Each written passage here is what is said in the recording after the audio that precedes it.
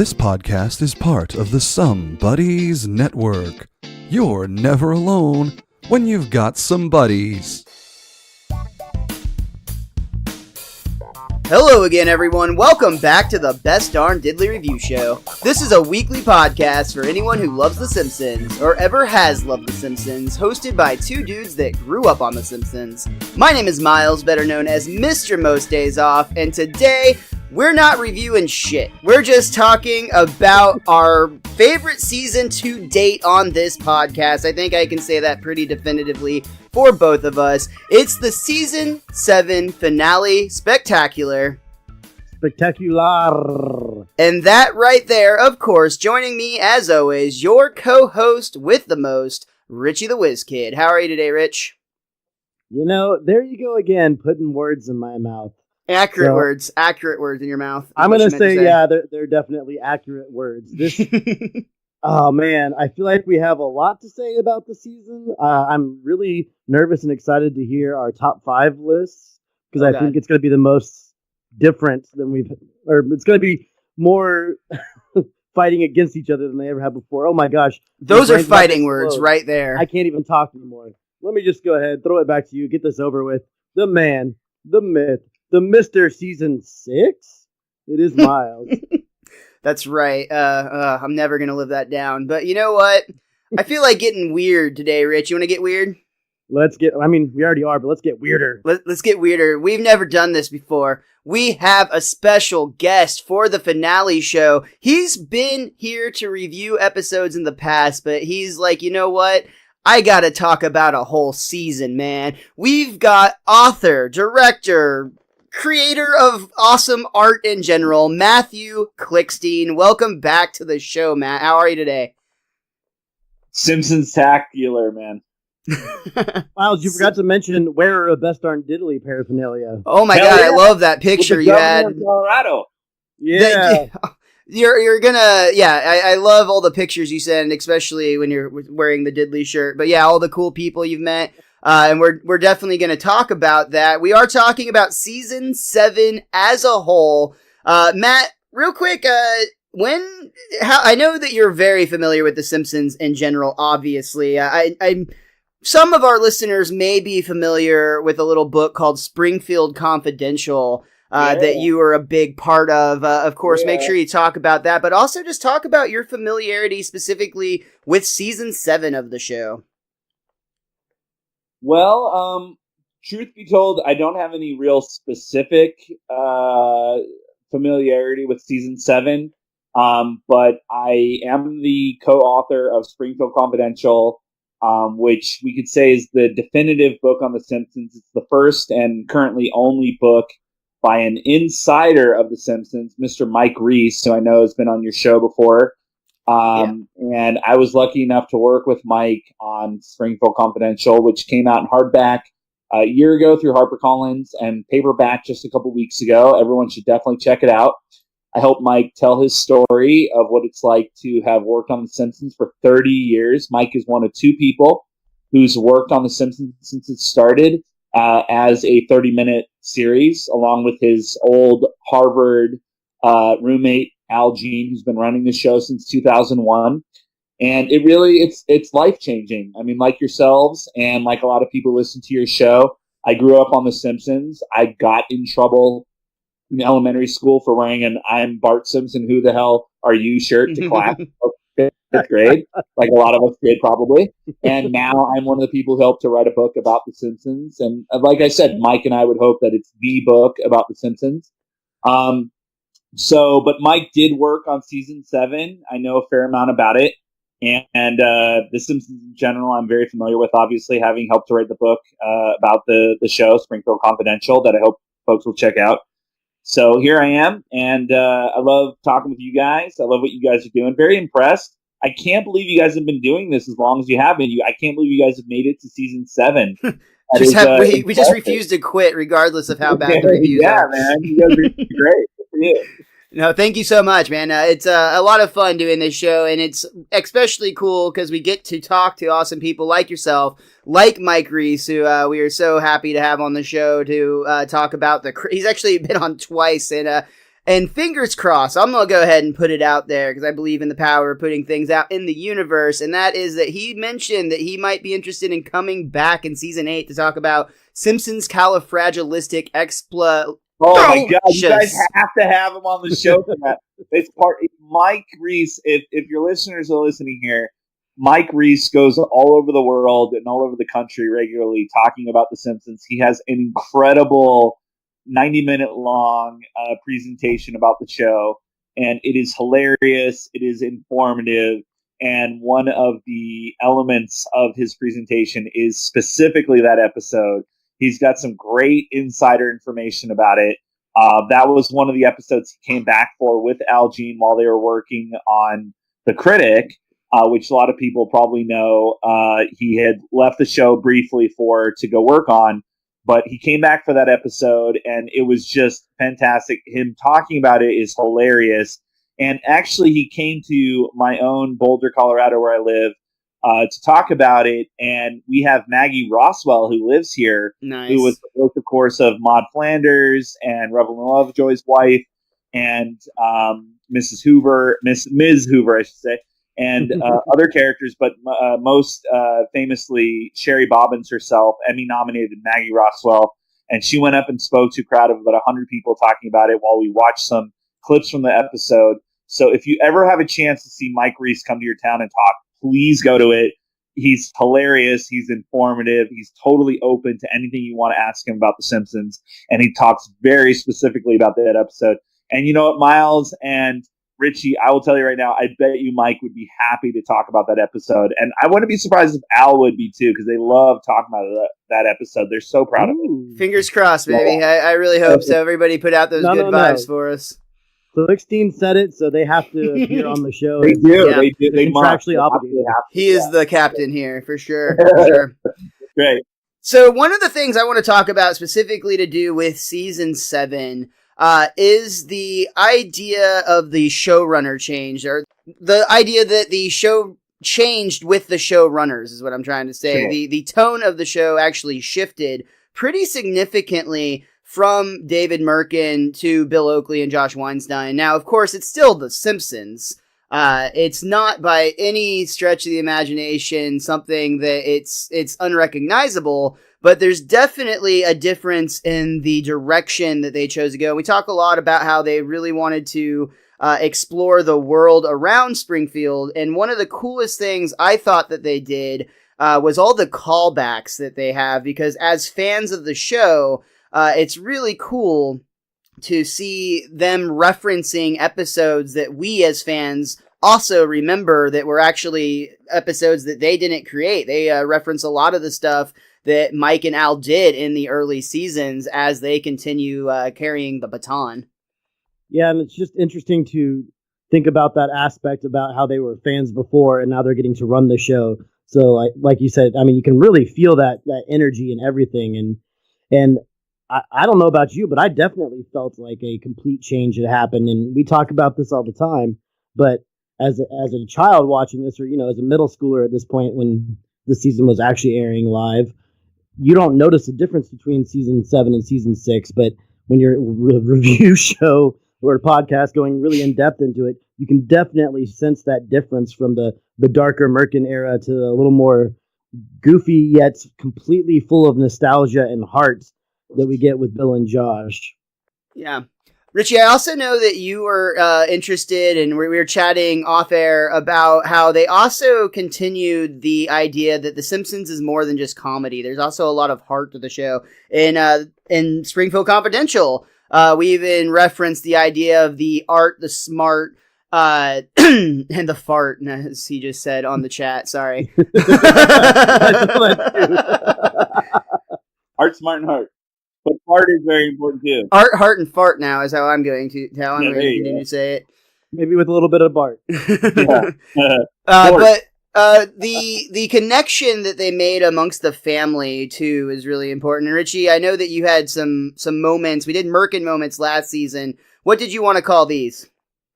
Well, I called these moments the characters with character. And yeah, they did expand on the universe outside of the family. But I really feel like this season, more than others, we had a lot more touching moments within the family as well. And like I had to stop writing them down at one point because I felt like maybe I was stretching ours too far or going with too many. But I mean, even with like one of your favorite episodes, which I'm interested to see if it's in your top 5 or not, is when Lisa buys back Bart's soul. Like I think with the second episode of the season or the third, and then how touching of a moment that was. Or Homer saying goodbye to his mother. Oh my gosh! And then just sitting on the hood of the car when the stars are coming out. It's one of those iconic memes, and that just really tugs at your heartstring.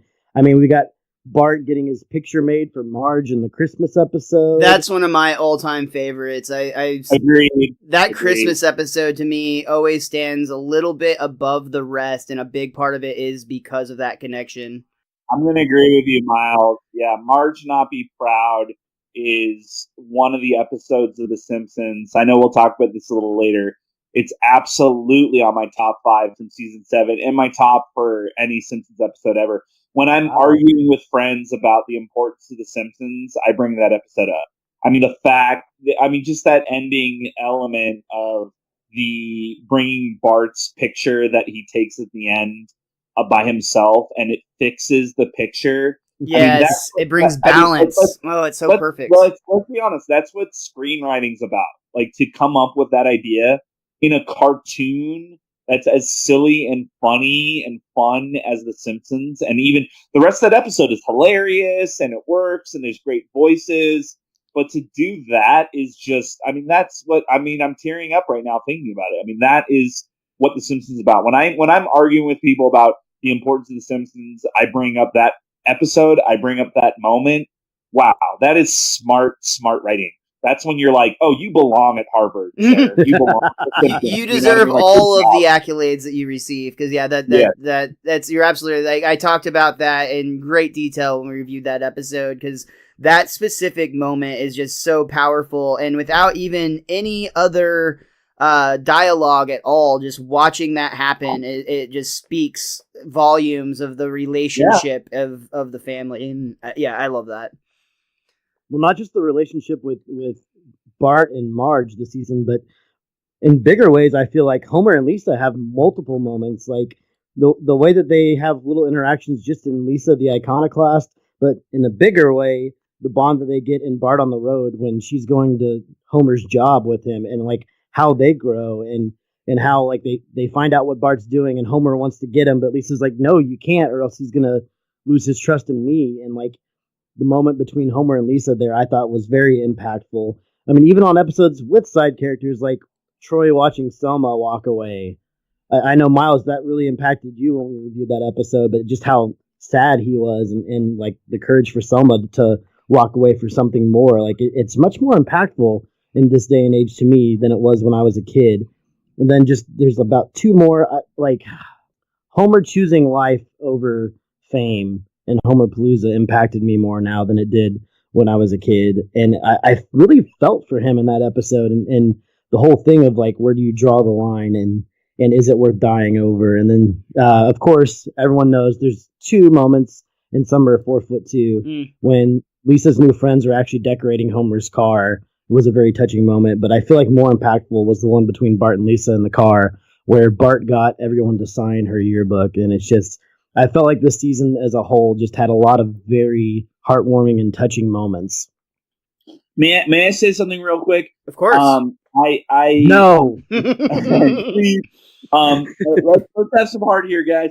No, but as you guys know, and as hopefully some of your listeners know, I'm also the author of Slime: The Oral History of Nickelodeon's Golden Age. That's how you came into my life, Riz. I read that book and reached out to you. And I'm so glad to have made a friend. But the 5th anniversary, it's coming out. Talk about sidetrack real quick. We're really proud of it.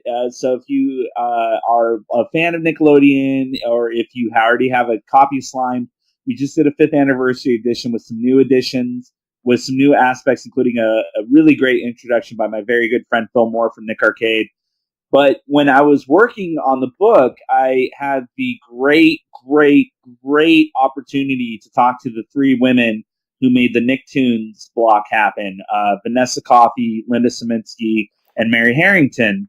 And one of the things that they talked with me about and that we could see so clearly with what we're talking about right now about The Simpsons is talking about Ren and Stimpy.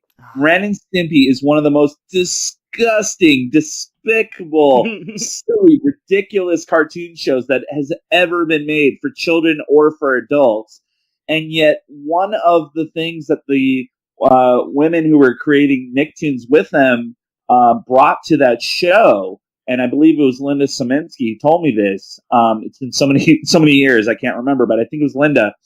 She said one of the things they brought to that show, that John Cristofalusi, who has his problems, as we all know, and is an interesting guy that created the show.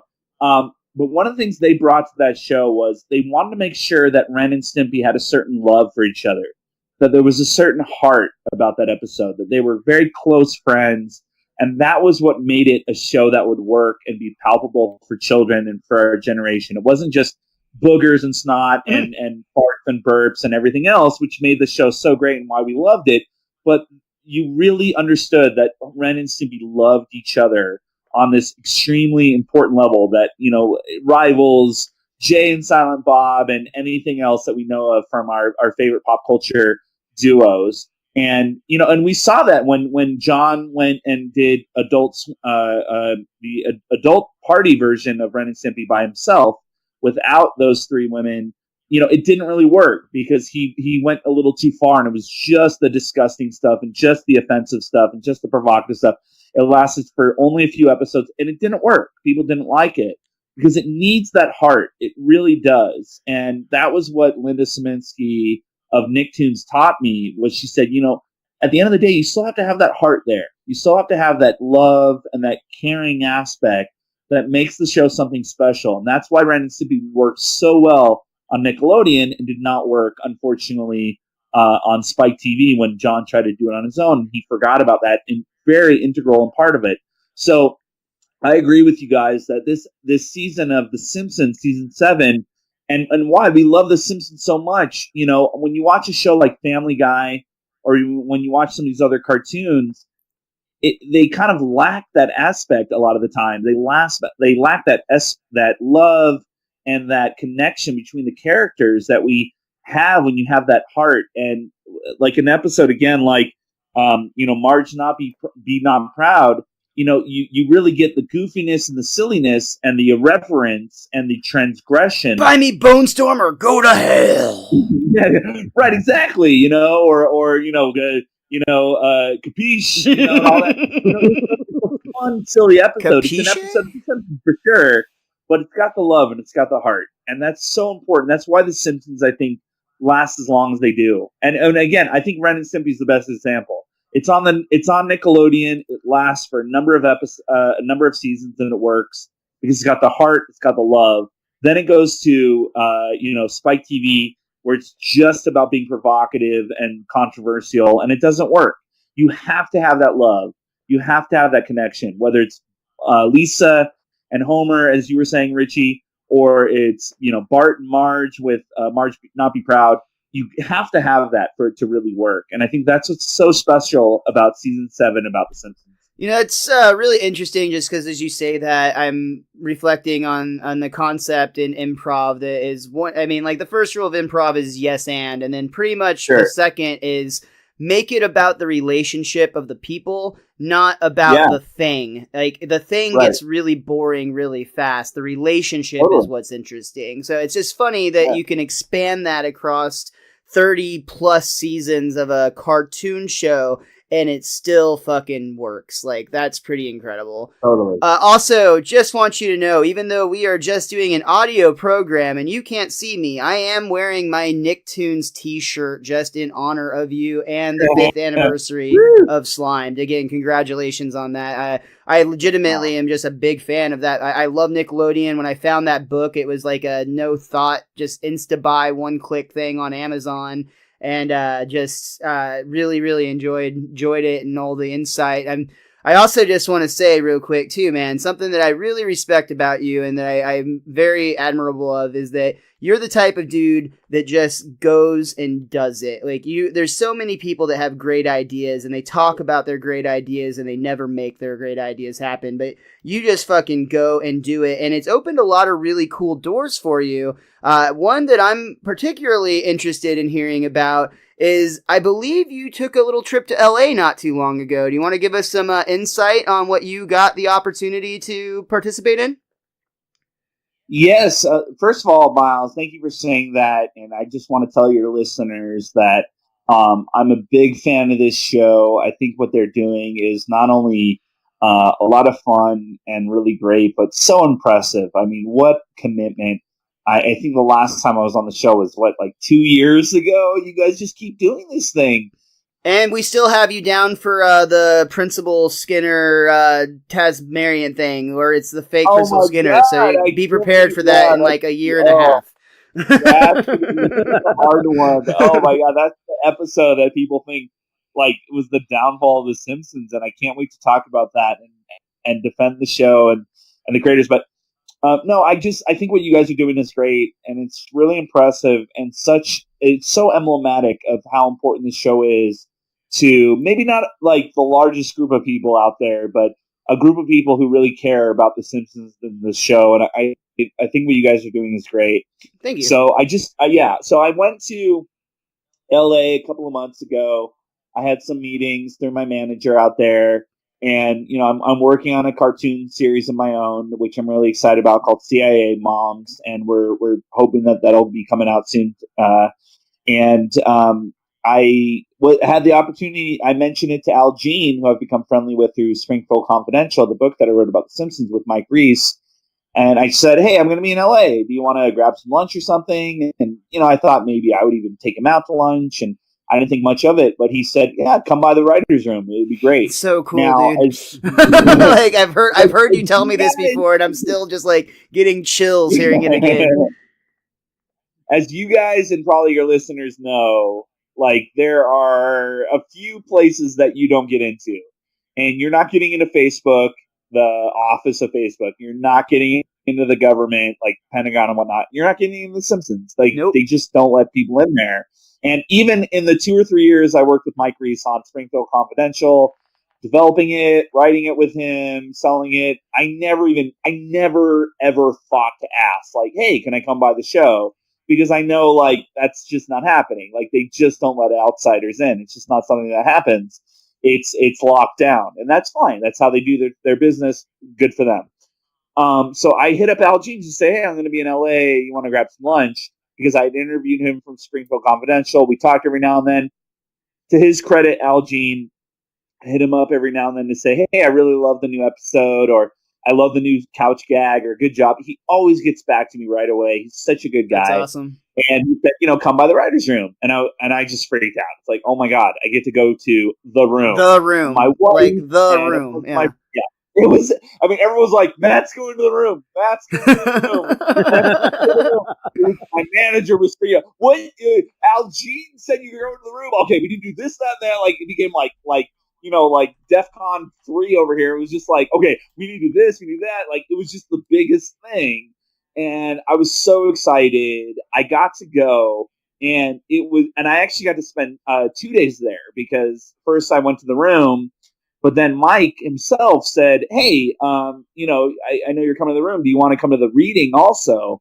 And I got to go to a reading of The Simpsons by the cast. And let's just say this. Working on Springfield Confidential was very difficult. Going to the reading of an episode of The Simpsons made it all worthwhile. That's I am incredible. I'm sitting behind Matt Groening and James L. Brooks in the room. They're literally nose to back. My nose, like, I'm worried I'm gonna like bump my nose into them. Beyond them is a certain woman named Nancy Cartwright. Oh my God! When she goes "Ha Ha" by Nelson, it's over. I'm done. Like, listening to her do Bart was amazing. I don't know why, but watching her and listening to her live in person in a tiny room doing "Ha Ha" by Nelson I mean, again, I'm back to that 9-10-year-old boy wearing the "I'm Bart Simpson, who the hell are you" shirt. Dude, Nancy specifically, I have to just cut in real quick and say Nancy specifically, just because of my personal attachment to the Simpson of the character of Bart Simpson. She is maybe the dream guest on this show. Like, I'm such a big fan, and there's an open door for literally anybody who's ever been a part of the Simpsons. Like, we love to hear everybody's perspective. I want to try to branch out in the seasons to come and get people that have done like the sound mixing and things of that nature, because I think it'd be really cool to hear stories from those perspectives. But Nancy Cartwright, it's like every time I see her post stuff on Instagram, dude, she followed me on Twitter and I about lost my damn mind. I literally started crying. I mean, if you've read Springfield Confidential, you'll see in the acknowledgments, I got to talk to a lot of really cool people for the book, including a lot of the voice actors of the show, Dan Castellaneta, of course, and others. And I got to talk to other people who've worked with Mike Reiss over the years, like Judd Apatow, who he worked with on The Critic, of course, and other shows, which we can maybe talk about later. But I actually pointed out Nancy because we just had so much fun during her interview. And if anyone's not seen it before, please see. Oh man, I'm going to blow it right now, but it's either called, I think, Searching for Fellini or Finding Fellini. Finding Fellini. Nancy did a one-woman show for years about her life and going to Italy and trying to find Federico Fellini, one of the great filmmakers of all time. They made a movie about it. It was In Search of Fellini. I fucked it up. It was In Search of Fellini. I'm sorry. Okay, it was In Search of Fellini. But it's such a good movie. Nancy wrote it. It's based on her one-woman show. It's autobiographical. Please, if you have a chance to see it, it's so good. Nancy is just fantastic. And, I got to talk to her when I went to the room. It was great. The funny thing, though, about going to the reading of The Simpsons episode, and I still have the script right here in front of me. I obviously can't say too much about it. It's an episode that still has not come out. It was so funny. It was great because, again, I'm behind my James L. Brooks. I'm behind Matt Groening. I'm looking at Nancy and some of the others doing the episode. And then on the phone is Hank Azaria and Julie Kavner. They had some stand-ins doing the other voices. It was a dream come true. It really was like, this is why I did this. But beforehand, in the lobby leading into the room, we're eating bagels and things. And I swear to God, Yardley Smith comes up. She just comes right up to me, Lisa Simpson herself. And as you guys probably know, Yardley is a bit of a cartoon character, as a lot of people are. She's very tiny. She's all done up with her hair and her makeup and whatnot. She just comes right up to me. Matt, I hear the book's doing really well, and blah, blah, blah, and this, that, and the other. She just comes right up, and I'm already, like, nervous as all hell. Like, there's Matt Groening, there's James fucking L. Brooks. God. That's so cool. And there's, like, it's like, these are the people that made our lives, like, they bestowed upon us our sense of humor as we know it. Yardley just comes right up to me. Matt, blah, blah, the book, this, that, and the other, because she was so nice with the book, and she came to an event that we did in LA to promote the book, so I'd met her then. But she just started talking, and the whole time she's talking to me, I'm thinking two things. I'm thinking, oh my God, I can't believe Yardley Smith is talking to me. And I'm thinking, I'm sorry, I'm thinking about her character in City Slickers. I always think Maximum Overdrive. She's in that as well. Oh my God. It was just, that was the thing that made it for me. It was so nice to meet Nancy and Dan. And it was so nice to meet, obviously, Matt Groening. I actually had to ask Matt Groening for directions. Oh my God. Because it's hard to find the office on the Fox lot. And I was lost, and I was hitting up the office manager to ask him where to go. Matt comes out of a limo in front of me, and I go, "Hey, Matt, I helped Mike Reiss write the book, Springfield Confidential. I'm supposed to go to the room. Can you tell me where to go?" He looked completely frazzled, but he told me where to go. I'm like, "Hey, Matt Groening, can you help me get to the office?" And it was just hilarious. But having Yardley Smith, she just came right for me. And, again, this goes back to what I was saying earlier. And we talk about this in Springfield Confidential, too, as you guys know. One of the reasons the Simpsons have been able to go as long as they have, and they've, beaten every other show on there, they love each other. they are good people. And they really care about one another. Look, we know that they're not the best of friends. They don't go and hang out and whatnot and all that They're kind more of of stuff. a family than they are like a friend group. It's like you hang, yeah. That's such a good way of putting it. It really is like that. They don't go and, hang out and whatnot, but they care about each other and they're there with each other. And once you're in that family, you're a part of it. And just to have Yardley, like, I'm so nervous, and I'm talking to James and I'm talking to Matt, and I'm just trying to like kind of keep my composure. But Yardley just comes right and she just starts talking to me about the book and how's it doing and blah, blah, blah, blah. And I'm so nervous. I can't help it. Like, I've interviewed so many big people over my years of writing, and not just Springfield Confidential and Slime, but, I've written for all these other publications and whatnot. Like, this is what I do for a living. But to have Lisa fucking Simpson come up to me and start talking to me about the book, like right away on her own, it was really special. And I want to give them the kudos. That's why the show keeps going, is because they are good people and they care about what they're doing. They care about each other. And yeah, they don't hang out with each other, and you're not going to see them on TMZ like getting drunk together at a bar. But, this is their life, and this is what they do. That's why no one's allowed in the writer's room, by the way, is because that's where they do their drinking and hanging out together. Yeah. But, I mean, Charlie came right up to me, and she saw, and Matt, I literally went up to Matt, like, he came out of a limo right in front of me. It was just coincidence. And I said, Hey, Matt, I helped write Springfield Confidential with Mike Reese. Can you tell me where to go to the room? I'm proud of you for getting words out at all at that point. Like, even if they were a little bit jarbled. It was hard, like, man. It was hard. I mean, there's the man. There, and like, he, like, I hate to say this, but it's true. He looks like Matt Groening. You know what I mean? Like, there, like, Matt Groening, like, there he is. I know that guy. He's got the eye patch on and everything. So, yeah, it was fun, though. It was a really good time. The script was great. And they allowed me to bring a few friends in LA over, and they had a blast, and it was a good time. And, they're laughing, they're having fun. And I will tell you this, the Christmas episode of The Simpsons in season 31 is going to be really good. Very cool. So, just to put a mental note in here, Richie, maybe write this down or something, because we're going to book Matt for approximately 7 years from now to talk about a Christmas episode in season 31. Cool. Dude, that all of that, it's so incredible, man. Again, congratulations on all of the great things that you've accomplished, and these are the fruits of those labors, and that's I mean, what a fruit to behold. So, along with your visit to the writer's room, you got to obviously hear a great script.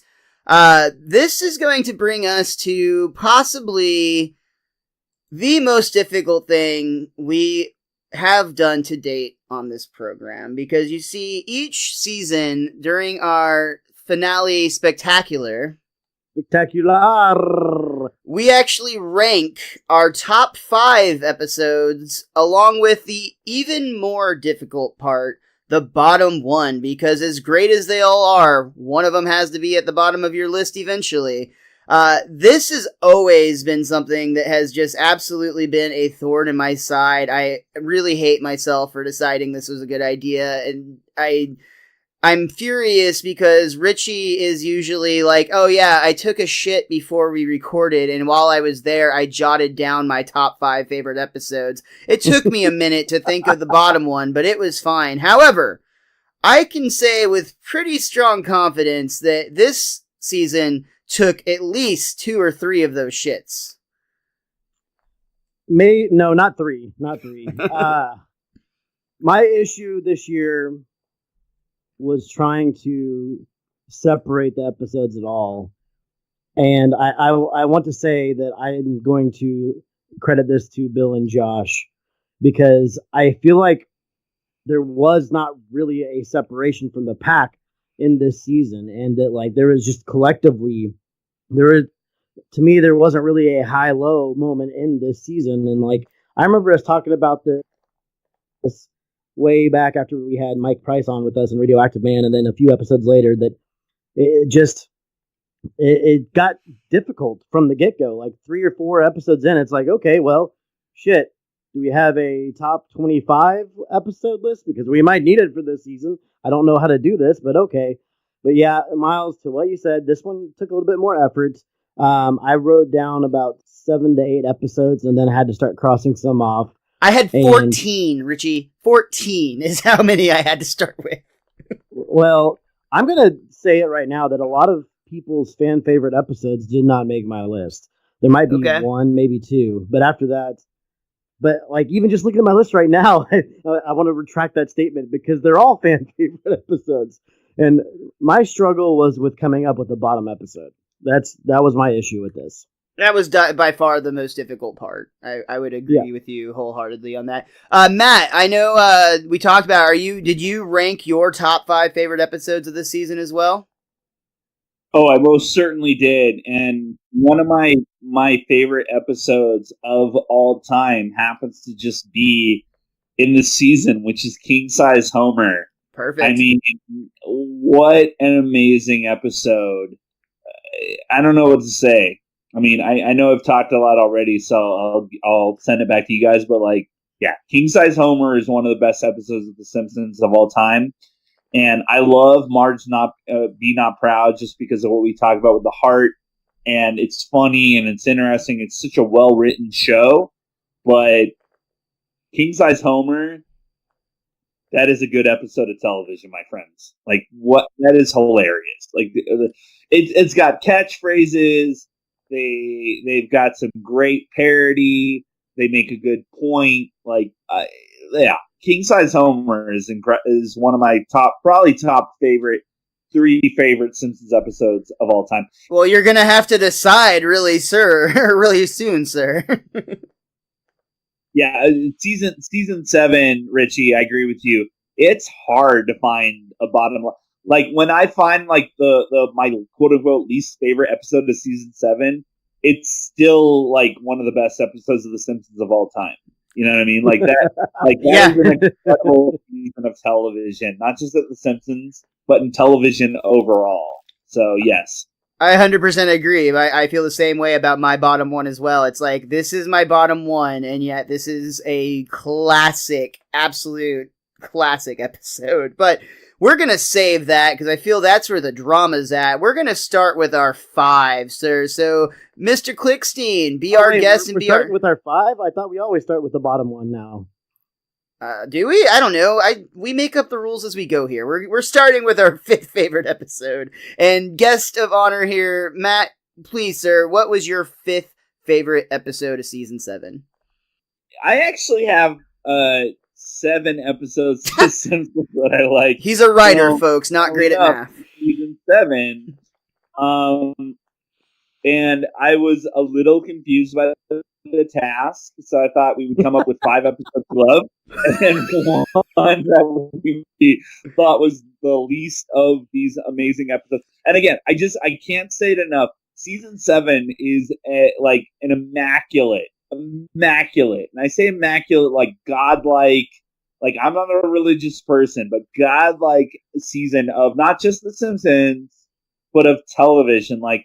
Anyone who's working in television, please watch every episode of season 7 of The Simpsons. And we can maybe talk about this a little bit later, but I am such a big fan of Bill and Jock. I love Mission Hill, the show that they created that no one has ever heard of or watched. I have a lot to say about Mission Hill. I think that show is like The Critic for me. It really is. It is such an incredible cartoon that came off of people who work for The Simpsons. So I love this season. But so yeah, my least favorite episode of season 7 is Sideshow Bob's Last Gleaming. I think it's an incredible episode of the show. It's great, but if I have to choose one, that would be the one. But number 5 for me would be 22 short films of 22 short films. I mean, I love that episode. It's great, but it would be at my bottom 5th, if you will, and which 5th of 22 episodes or whatever it is. So yeah, that's 22 short films. Dude, honestly, one of the new highlights of my entire life is now discussing steamed hams with Bill Oakley for our review of that show. Like, that just blew my mind. That was it was like the surreal thing as the conversation was happening. I was like looking at this from like a third person perspective. It was intense. And then I got to be his correspondent to review the THC cheeseburger that they had on 420 in Denver during my visit. So that was a lot of fun for his Instagram fast food reviews. Good times on that. But 22 short films, couldn't agree more with you. I thought that was a great episode. And I won't spoil anything, but I'll definitely say that was on my list of 14. However, I'm going to go ahead and jump in and say that my 5th episode, we talked about it a lot already, so I'll just go quick. Marge, Not Be Proud, or Be Not Proud. I'm now confused. I can't remember which way it is. I'm not going to lie. But the Christmas episode, it's fantastic. Balance at the end on the picture frame. It's a beautiful moment. Richie, sir, your 5th favorite episode of the season. My 5th episode of the season. Team Homer. Oh. Something that I thought would be near the top at the beginning because of, like, man, going back and looking at all these episodes again, that one's always been near and dear to my heart just for all the joy it brought me the first time watching it live and quoting all the quotes at school the next day with, like, the 3 other people that I knew stayed up and watched it and stayed up. It was on at, like, 7 or 8. Like, we all stayed up, but getting to actually watch it with our families and talk about it at school the next day. The B line was really good in this one, whereas there's some episodes I kept out because I was like, I'm borderline on this one. I'm not sure. And it was just so much fun all the way around. And I couldn't think of a better one to round out the top 5 there. So very cool. I think that's all good choices. For the sake of this not taking forever, I think, Richie, I want to hear both your 4 and your 3. Man, so many. My number 4 would never have made my list at all if not for one of our repeat guests. And Home Sweet Home Diddly Home Sweet Home Diddly Dum Doodly. I loved that episode. I really loved that episode. And that was Andy that was with us on that one, if I remember correctly. Dr. Andrew Briseño. And talking about that episode, and I would have never even thought it could ever be in the top 10, much less the top 5. But going back and watching it and reviewing it and seeing all the love and the fun and everything, putting it together. Taking baptism water for him. That's so good. Yeah. That's why I kind of wanted to leave. There's certain things I left out of my sweet moments because I didn't want to give away my top 5. But that was my top 4. And then your number 3? Raging Abe Simpson and his grumbling grandson and the curse of the flying hellfish, who might also be not flying. Fighting. Oh, man, I love that episode. It's been on my mind since we watched it. I thought it would forever be on my mind since I watched it as a kid, and it has been. And just seeing somebody outside of the Homer getting to be in the top 5. He only really has that one moment where they want to bring him with them, and he goes, pass. So I just love that episode. It's so much fun all around, and Burns the villain. I mean, what more could you want? 100%. I agree. In fact, I agree so much that I put the Curse of the Flying Hellfish as my number 4 pick for the season. Absolutely everything you said, I agree. It's really, really good. And then you mentioned it earlier, Bart's Soul takes my 3rd spot. I do truly love that episode. The imagery with the twins and the rowboats and all that good stuff. I thought that would be number 1. It wasn't. It wasn't my number 1. I have it listed right here. But Matt, let's go ahead. I want 4, 3, and 2 from you, sir. Oh my goodness, 4, 3, and 2. Obviously, I'm going to go with Treehouse of Horror 6. For 2 reasons. One is, if I'm not mistaken, I think it is the only episode of all of our favorite Simpsons seasons where there's a running gag through the whole Halloween episode. Yes, yeah, Groundskeeper Willie. Every episode. That's so good. Yeah, if I'm not mistaken. Treehouse Horror 6 is great. Also, my main man himself, Mike Reese, has talked about that episode as one of his favorites. because of the 3D episode of The Simpsons, which is, the only time that's ever happened in all nearly 700 episodes of The Simpsons. So that's great. Each segment of that episode is hilarious. I love Treehouse Horror 6. Number 3 is Two Bad Neighbors. I can't believe they did an entire episode about George Bush. There's so much fun stuff that goes on in that episode. There's great catchphrases and memes, and that episode is just so much fun. The way it ends with Gerald Ford and Homer being friends. Do you like beer? Yeah, exactly. I love Two Bad Neighbors. And then we talked about it earlier. I know it's on the lower end of the list for some of you guys, but Marge Be Not Proud. It might not be the funniest episode of The Simpsons, but for me, it is what I bring up when I have discussions with friends about how important The Simpsons is and the heart that they bring, and just the fact that Bart can fix the picture and bring balance to the entire episode, to the entire family, and do something that will redeem him after doing something so heinous. He steals from a store. He breaks Marge's heart. He ruins Christmas, and yet he can still make everyone realize that he's a good boy. I mean, that's who we all were when we were younger, let's be honest. And so Marge Be Not Proud is such a good episode, and it's not saccharine. It's not melodramatic. They bring love and heart and family bonding. I mean, that's the kind of episode that's like, when people talk about things like Norman Lear shows, like All in the Family, that's the kind of writing they're talking about. I mean, I really think that Marge Be Not Proud is the kind of episode of The Simpsons that, if and when it ever does end, if that day ever comes, which we know may never happen ever, but if that day ever happens, I think that's going to be one of the episodes that they'll talk about in the documentary, that they'll talk about in the CNN special about it, or whatever it is. But it's a very special episode. It's funny. It's goofy. It's got great voices. It's got some silliness. It hits the trifecta. It hits the Simpsons trifecta in every way, for sure. For sure.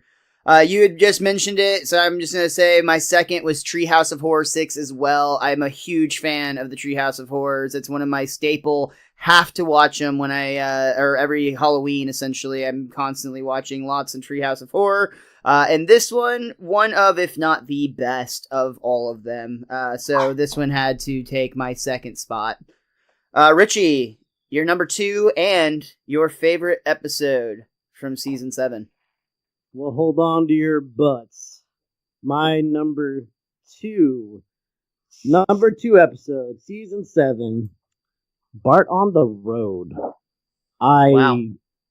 There's never been a point in my life where I did not think this is one of my favorite episodes in the season and on The Simpsons in general, even though I might forget about it from time to time, like most people, which we brought up. I just think it's a lot of fun all around. And then the reason that it's definitely gone more up in my list is because of the B plot of Homer and Lisa growing closer together, and it's a really sweet bond that they form. All of it, and it's funny. I know I mentioned this on the podcast, reviewed that, but we had our guest Jamie McCraw was on that one with us, and when we were discussing this, we worked together for a while, and we were discussing this episode with somebody else, and when they asked, "Hey, what's that episode about?" I said it's about the one where Bart goes on the road trip, and she said it's the one where Lisa goes to work with her dad. And I just think I love that that's like both of those, the technically the A and the B plot are so powerful that they're both as memorable to somebody like that conversation that occurred. Yeah, and I can't say enough good things about that episode, and it was just, it was just a whole lot of fun, and then getting to learn about it more, and about how you bring up every time from the director's commentary about how when you have to create new scenes where it's not like stock footage, quote unquote, when how tricky it is, and the whole scene of them going through the cornfield is fantastic, and just the iconic moment of them wearing those wigs is fantastic, and Knoxville, yay! Like, who wants to go to Knoxville on a road trip? Come on. But it's just fantastic. I love it. It's great. My favorite moment from that episode, and again, it comes back to the heart, is Nelson like forcing them to go to see the Andy Williams show, and he's like crying when he comes out for the encore. It is so funny, but also again, it's like let's make Nelson a three-dimensional character. Let's make him a contradictory, nuanced character. He is a bully. He is a bastard. We hate Nelson. He's a bad guy. Also, he's got a Andy soft Williams spot. Edwin River. That's why we love The Simpsons so much. It's really funny to me that you picked that moment as your favorite moment from that episode, because my favorite moment from that episode is also a Nelson moment, but on the complete opposite spectrum. It's where they're driving side by side with the family that's also on vacation, and the kids are annoying the dad. They keep bumping him in the back of the head or whatever, and the dad finally snaps. He's like, "That's it! If you guys do that one more time, we're turning this thing around." And Nelson reaches out the window, smacks the dad on the back of the head, and I love that so much. It's but to your point, three-dimensional character. Yeah, no, totally. I mean, it's so again, look. There's a lot of TV shows that have lasted a long time. There are a lot of TV shows that have really touched the zeitgeist and the popular imagination. The Simpsons has lasted as long as it has because they are able to capture all these different elements that are, again, contradictory and nuanced and real, and to have the bully of the show. I mean, early on, obviously, in the first and second season, Nelson's just a bad guy. You want to avoid him. But the way that they opened him up, the way that they talk about his class structure and what he's going through with his mom and who he is as a person is what makes The Simpsons so important for our society. And to have him love Andy Williams, there could be moments like what you just talked about, Miles. That's why we love The Simpsons. It's not just funny and silly and quirky. It's they're making these characters nuanced and real people and three-dimensional. And I have a lot of love for what they do with Nelson throughout the entire series. And this is just one episode where they do a lot of fun stuff with him, for sure. Absolutely. All right, Rich, we made you wait long enough. Let's hear it. What is your favorite episode from season 7? I would have thought going into the season certain things about the list. I would have thought things like King Size Homer and other things, and things like 22 short films would be the top and the bottom for sure, just by reading the episodes going in. And then I also would have never thought that I could keep certain episodes out of the list, and that there would never be certain episodes that would be on it. But I have to say, by far, my favorite episode this year, and Miles, you probably think you know what it is Lisa the Iconoclast. Man, it was too much fun. Like, everything about it. Seeing Homer excel, seeing the secret coming out or maybe not coming out, and the sniper dichotomy of that. But I just loved this episode. There was so much fun in that episode. And I just don't know what other episode I can put up there for me personally, which means that episodes like Bart's Soul and King Size Homer are not going to be in my list. And that was my issue with coming up with the top 5 this year. But yeah. Spoiler alert, you're saying neither of those are on your bottom list? But yeah, it's Lisa the Iconoclast, hands down. Very I cool. love that episode. Matt, I have a sneaky suspicion, sir, that we might have a similar answer here, so let's say it at the same time. Our favorite episode in 3, 2, 1. King Size Homer. We were totally off sync, but we were on sync when we made our list.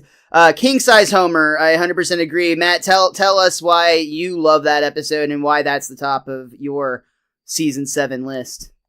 I know that fat shaming and that kind of thing is not politically correct, and there's a lot of discussion about it, whatnot.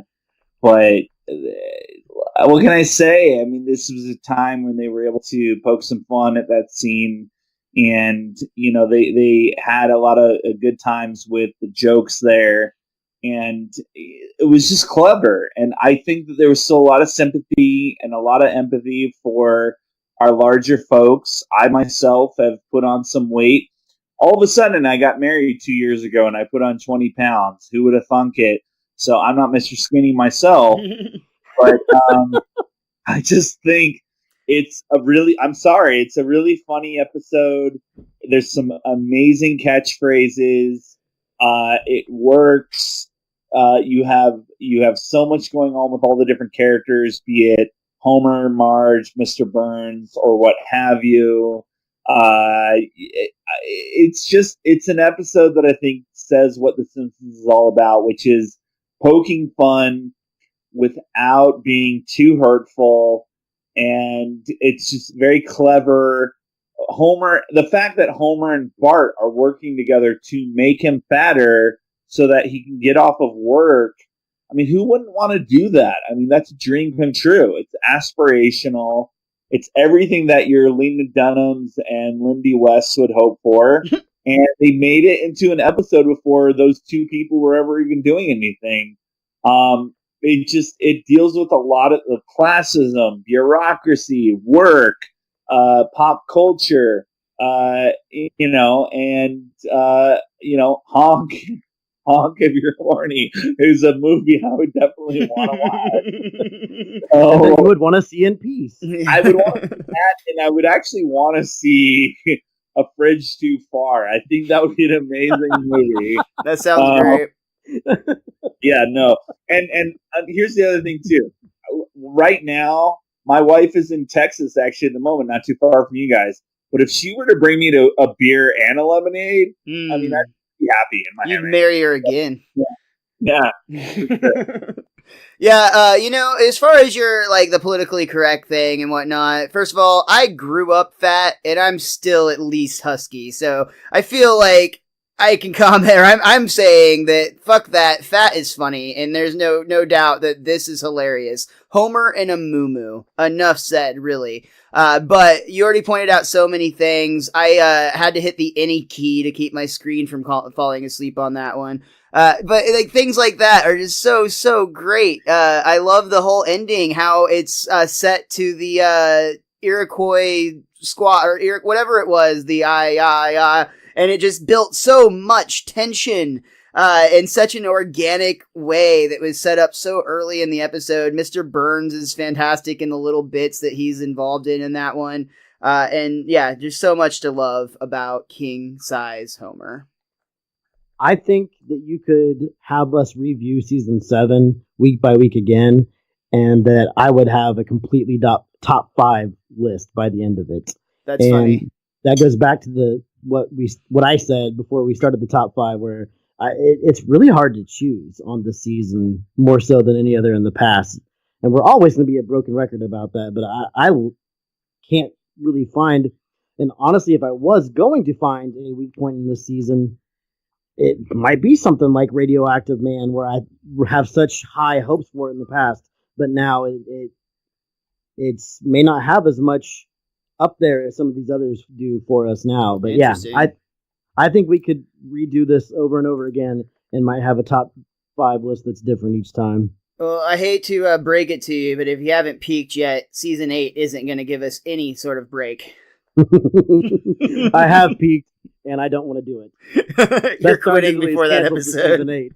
We just can't do it. There's no spectacular countdown. No, there will be. We will make that happen. But right now we've got to talk about our bottom one. And again, I think we all said that was the by far most difficult thing to come up with for me, and I think Richie, you as well.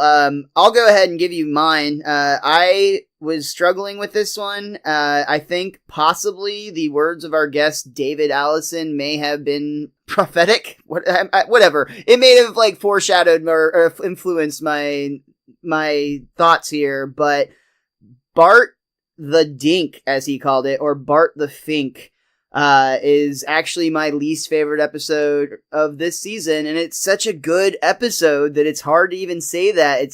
There's a lot of heart with Krusty in that one. There's a lot of character that you get from that story. I love the jumping out of the airplane and missing the safety net thing. Like, there's so much to love from that episode. But ultimately, when I look back on it, I think that had a little bit of, I had higher expectations for what it delivered, and it was just stacked up against a bunch of absolute stellar episode. So a great episode, but I have to rank that one as number 25. Fair enough. I think that you picked a word at the beginning of your little spiel there that gave away mine, and I thought you were going to go the same route as me because of the word that you picked. Struggle. For me, it was scenes from the class struggle in Springfield. Oh, okay. Now I get it. You have to pick something. You got to put something as your least favorite episode. And this one isn't, I didn't put it down there necessarily because of that, or trying to figure out a nice way to put this. It was all the angst that I was feeling while reviewing this and watching that for Marge. And I kind of feel like maybe that's why I put it down there, which is unfair, but at the same time, it's going to be unfair on any episode that we pick this season because of the fact that everything's so fantastic. But yeah, scenes from the class struggle in Springfield. I don't like that group that Marge is trying to get with, and I don't like how quickly it wraps up. And I don't like that Homer had to go do his little better people now thing here and kind of force his hand on that accidentally. But yeah, I don't know. It just kind of rubbed me the wrong way a little bit, I guess, is what I'm trying to say. Well, just looking at it now, it's kind of funny. These episodes that we picked actually came back to back because Scenes from the Class Struggle in Springfield was episode 14, and according to IMDb, it has a 7.8 rating. The following week, episode 15, was Bart the Fink, which was just 0.1 lower at a 7.7. However, there was actually one other episode that lower ranked them all, and that was The Simpsons 138th episode Spectacular at 7.6, 1/10 of a point below Bart the Fink. So right in line, 7.6, 7.7, 7.8, and for what it's worth, The Simpsons 138th Spectacular was on my potential bottom list. However, because it's a clip show, but it's such a creative and unique spin or take on a clip show that I just couldn't do it. I had fun with that one, especially this go around with it, where I just couldn't put it on that list. I'm looking at a picture of Matt Groening himself, eye patch and all, right now. Yeah, there you go. Very cool, very cool. So, we have a lot of people that joined us this season. We've talked about some of them, but I want to make sure real quick that I get all of the thank yous in that we need to. And there's one that I think Matt will want to talk a little bit about as well. But going back all the way in order, Mike Price, man, what a great dude. Obviously, he writes for The Simpsons. He also is the creator of F is for Family, which is an absolutely spectacular show on Netflix. If you haven't seen it, there's 3 seasons. I apologize. 3 seasons that are currently available, and the 4th one is currently in the works. Dr. Andrew Briseno, the streak is alive. We've already confirmed him for season 8. We'll have him back. Lisa Mikowski for Matt and I's favorite episode. King Size Homer was really cool. Ryan Furhelm, which he was there for the Christmas episode that we loved as well. Such a good dude. Very knowledgeable and passionate Simpsons fan. Constantly when I see him out and about in real life, he just constantly will drop those little Simpsons quotes and nuggets, which is always fun. David Allison, great dude as well. Absolutely love that guy. He's one of my friends that's come in through my life at Dallas Comedy House, who I really enjoy, along with Chris Hansen. Great. Not that Chris Hansen, but the good friend of ours, Chris Hansen, who was a lot of fun. Henry Gamble, I was such a cool guy to talk to. He was so nice. Another writer for F is for Family. That was a fantastic, he definitely made those worlds come together because, I mean, his dad writes for The Simpsons. So I loved getting to tie all the worlds together, and he just gave you that approachable feel from inside the writer's room for the most part. Absolutely. Daniel Matthews, who is not only a great guy, a comedian, but also a puppeteer, talking about an episode featuring puppets. It's like life is like a play or something. I don't know. Yeah. We got Jamie McCraw, who is here. Bill Oakley. We've got to come back and talk about him in a second. But Bill Oakley, my God, one of the highlights so far of this entire podcasting experience. Our good friend Goobs from the Derailers podcast terrible and the Secret Levels podcast. And now Mathew Klickstein, back for, I believe, the third time. And Matt, we're so glad you're here, man. Thank you so much for taking the time to do this again. And again, I know you had wanted to talk some about Bill Oakley and Mission Hill and possibly any of the other projects that you have coming up that you want to make sure you chat about. Yeah, and before I move on to that, I want to say thanks to you guys, actually, I've become very friendly with Mike Price. He's a great guy. I had breakfast with him when I was in LA a couple of months ago to go to the Simpsons writers' room and have a few meetings. Just one of the nicest people you can hope to meet. We talked. He seems like such a good dude. I always see him inviting people to the anytime there's extra spaces. He's like, come see a table read of F is for Family. Oh, he's just really friendly, and I don't know if I should be saying this or not, but fuck it, I'll say it.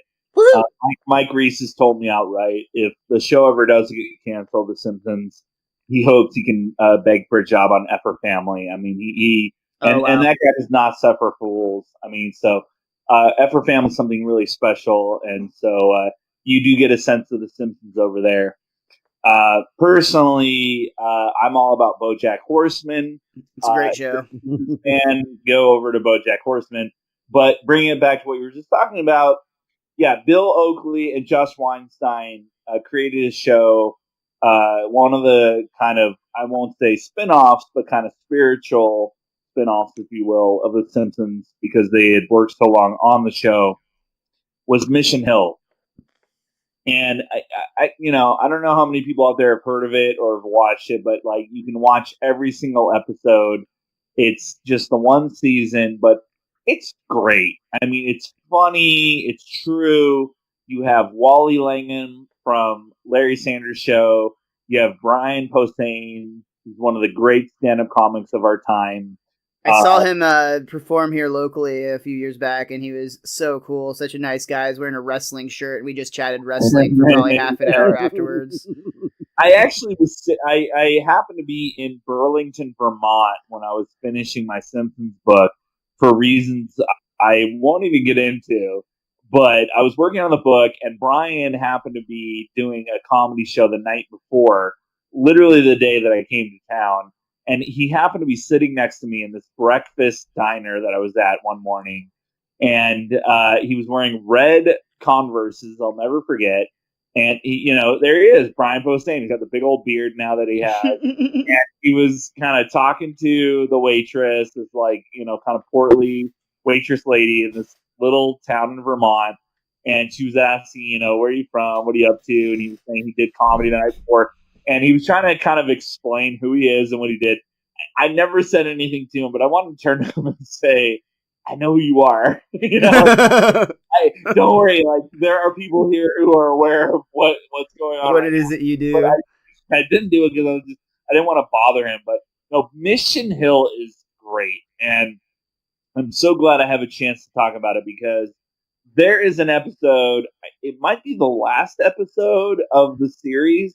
So I'm actually, just for spoiler's sake, I'm currently watching Mission Hill because David Allison, when he was on for Class Struggles of Springfield, he brought that up and talked about how great it was. So I'm actually about halfway through it right now. Really good. It really, if you like The Critic, you should watch Mission Hill. If you like The Simpsons, South Park, Family Guy, King of the Hill, I mean, it really, I feel like it's one of those shows that if it came out today on Netflix or something, it would still be going. I mean, it has a BoJack Horseman feel. It's very real. It's very true to life. But there is, I'm sorry, Miles, about spoiler. I'll try to keep it as subtle as possible. There's just a scene in one of the last episodes. It might be the last, where just it says everything about what it is to be in your late 20s, early 30s, mid 30s in America today. It's just the character that Wally Langman voices going down an elevator. It's as simple as that, and you'll see it when you see it. But I've sent that scene to many, many friends over the years, being like, "Isn't this what we're all going through right now?" And good job, Bill and Josh. I mean, they really nailed it, and I really think that that's one of those shows, just how stylistic it is, how naturalistic, how realistic, how topical, how to the point it is. I mean, there's an entire episode where they go to a Star Trek convention before, like way before Big Bang Theory or anything else. I mean, it really, like the critic, I think it was just ahead of its time. And I know from watching the commentary, I know from reading interviews and whatnot with Bill and Josh, they were like, we had so much more we wanted to do, we just didn't get a chance. And I think it's just because they were ahead of their time. To me, it's a lot like one of my other favorite TV shows of all time, Space, the Simon Pegg, Nick Frost show. I mean, it is such a nerd and geek culture show. They just nailed it. They really got it. And it's, again, the stylization, the comedy, the truth to life. That is a show that, like, please, just anyone listening to this, watch Mission Hill. It's 12, 13 episodes, whatever it is. It won't take that long. But it's like, you'll sit there and go, oh, this is what should be on television right now. This is a good, like, TV show. It's real, it's true, and it's a cartoon. But, you know, and you watch that and you go, I understand why Bill and Josh did such a good job in The Simpsons. Great show. Right on. Very cool. Matt, what other, go ahead and get your plugs in again, even if you already talked about it. Talk about the 5-year anniversary of Slime. Talk about any and all projects you've got on the horizon that you are comfortable talking about, of course. Thank you, Miles. So, yeah, as some of your readers might know, or listen, readers, some of your might know. What are you, one of those book nerds? Yeah, right. Nerd! By the way, when you watch the movie Revenge of the Nerds, I interviewed a bunch of people from that movie for a book I worked on. When that song at the beginning about the nerds, when it goes dun dun dun dun dun dun dun nerds, that's actually the director of the movie, Jeff Canoe, saying nerds. Oh, like, cool. Yeah, just FYI, little fun thing. But anyway, no, I am the writer of Slime, an oral history of Nickelodeon's Golden Age. Very proud of that book. It came out in 2013. We just this last week had a new version of it come out. It's the 5th anniversary of the show for the 40th anniversary of Nickelodeon. We have a new introduction by Phil Moore, one of my very close friends, the host of Nick Arcade, and a few other little tweaks and some other surprises in that book. So if you want, check that out. We just had the paperback version of Springfield Confidential. There are a lot of books about The Simpsons out there, and a lot of them are really great. There's even more still coming out. One that just came out this year recently. I forget the name of it. But there's just books coming out about The Simpsons all the time. I hate to say it, it's true. This is the one from the only person who's actually involved in the show, who is an insider, Mike Reese, my very, very good friend, just an amazing... He's been to the room, guys. He's been to the room. Oh, that's funny. That's where I read the book, was in the room. Yeah, Springfield Confidential. Check it out. The paperback of it just came out this week, so it's a little cheaper and has some other stuff in it that's not in hardcover. This summer in August, I have a novel coming out called Selling Nostalgia, distributed by Simon & Schuster, that I'm very proud of.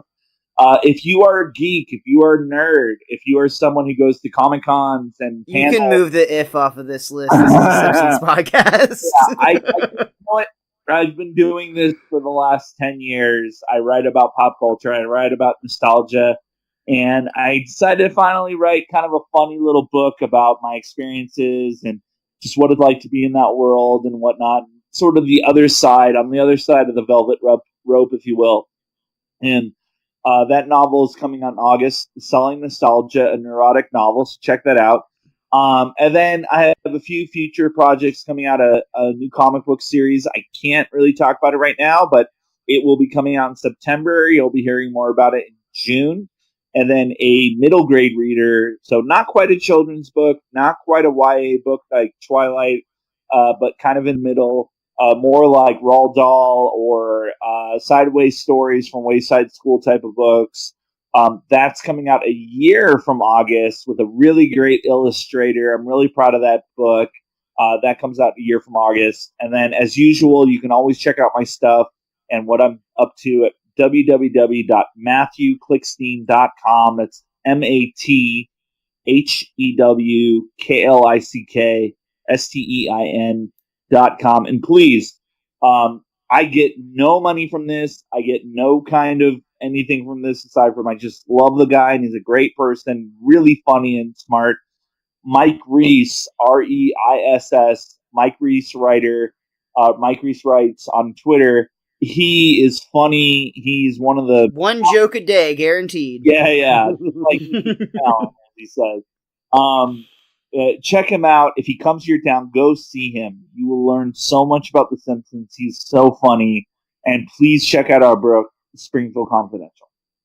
Very cool, man. Well, again, we're so happy to have you join us. We really appreciate all the insight, hearing what inside the room is really like. And it's just an absolute pleasure, man. Super, super happy to have made a friend out of such a cool guy and an ambitious guy who does so many awesome projects. So congratulations and good luck, and wish you nothing but success with all of that. Definitely encourage any of our listeners, if you like this show, you're gonna love Matt's stuff. There's no guarantee there, but there's a good crossover, I'm sure.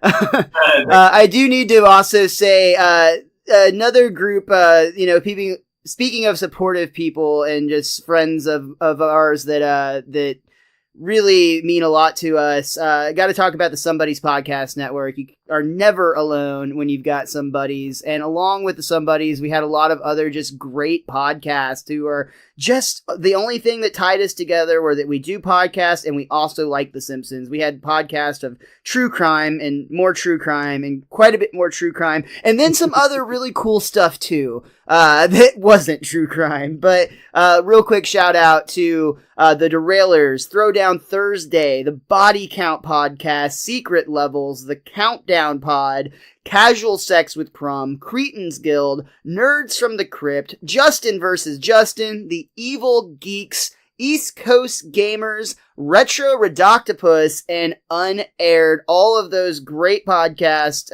helped us build the 22 short podcast about Springfield, which again, I truly feel in my mind is just a love letter to The Simpsons as a whole. It's just a bunch of people who poured a lot of energy, and then I edited it all together, and I thought it came out super great. I'm very proud of it. Please check it out if you haven't heard it already. But thank you to all of those great podcasts, to all of our great guests, to Mathew Klickstein. We've got season 8 just around the corner. We're not even going to bother teasing episodes because literally every single fucking one of them is a classic. Good luck, future us, doing a top 5 list. Richie, let them know where they can follow us and take us on out of here, my friend. Follow us all over social media at Best Darn Diddley. That's DIDDLY. Did you almost forget? No, I did not. It's okay, Miles. Just go with it. I am at the Wiz _kid23. He is at Mr. Mosdace off. Oh, whatever. Just take it from here, Miles. Thank you so much for tuning in to this week's episode. I hope everybody enjoyed hearing those stories from Matt's visit to the fucking room, y'all. I hope y'all enjoyed that as much as I did. I thought this was a really fun way to end a very special season. Season 8 is going to be just as great. Please come back again next week when we're actually kicking off Season 8 with Treehouse of Horror 7. Nothing will stop us from recording that episode. And until next time, be cromulent to each other.